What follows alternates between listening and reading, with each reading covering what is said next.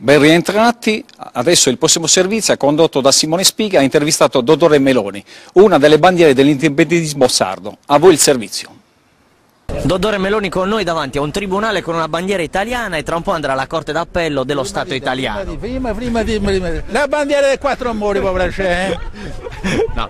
Spiegaci perché questa mattina qui. Sono venuto qui perché dobbiamo consegnare le firme che servono per indire il referendum sull'indipendenza.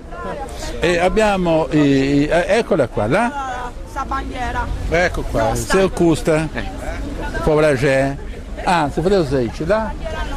Allora, raccolte in circa un mese e mezzo, circa 13.000 firme. No, ne abbiamo raccolto 27.347. Quindi il minimo è 25.000, quindi è stato raggiunto dice, il minimo? No, il minimo è dopo 10.000, a noi ci bastavano anche 11.000, ma noi presentiamo 12.999 firme per una questione di cabala, per sfatare la storia dei numeri negativi, perché l'ultimo numero per arrivare a 13.000 firme è il mio, come Salvatore Meloni, l'ho voluto porre io, perché tanto a me non mi attacca delle maledizioni, no, non c'è problema su queste cose qua, anzi è al contrario, pertanto è una sfida, la sfida anche alla cabala, al diavolo, a qualsiasi cosa, perché da oggi noi cambiamo la storia della Sardegna. Questo atto, fra poco, quando noi porteremo queste firme direttamente in Viale Trento, all'ufficio di presidenza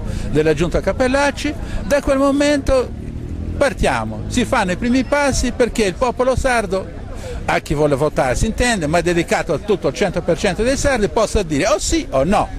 In una libera democrazia questo è il sunto di tutto.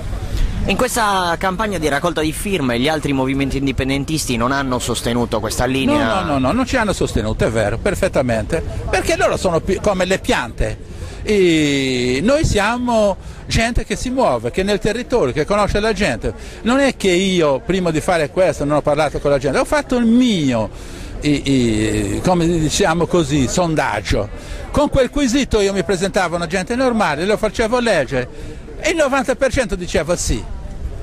Avevo detto in un'intervista di 3 mesi fa che noi saremmo arrivati minimo al 35%.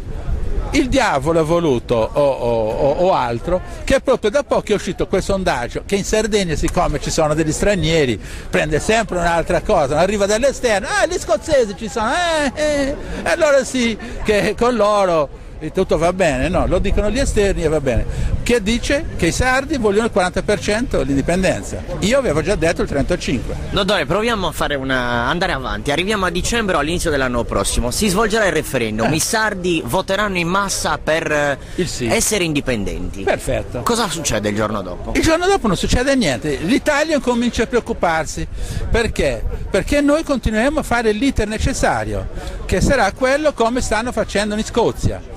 In Scozia non è vero che non voteranno per il referendum definitivo, dovevano farlo nel 2013 ma d'accordo col governo inglese lo hanno posticipato al 2014. Invece di esserci Repubblica Italiana ci sarà Repubblica Sarda, perché siamo talmente, scusando il termine, infantili che ci dimentichiamo una cosa. Ma le istituzioni ce le abbiamo tutte adesso, no? Perché non ci abbiamo forse il Buras, che è la gazzetta ufficiale della regione Sardegna in questo momento. E allora domani sarà cosa? Sarà la gazzetta della Repubblica Sarda, di una semplicità estrema.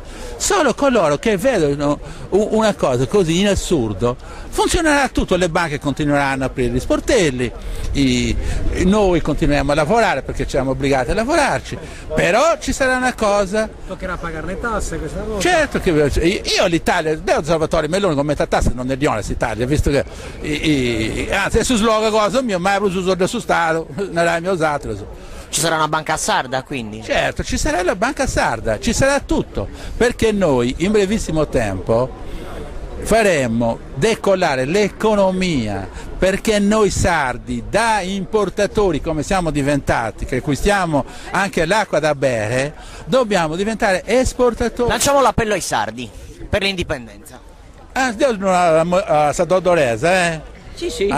Noi è un problema mio de Dodori, poi Deus è già indipendentista, il problema è Deus altros, poi io altros dopo non votare per l'indipendenza e continuare a si lamentare, in che senso niente a si lamentare, visto che adesso sono filosatro, mica se lo devono andare su dottori, è obbligatorio parlare su questa Italia.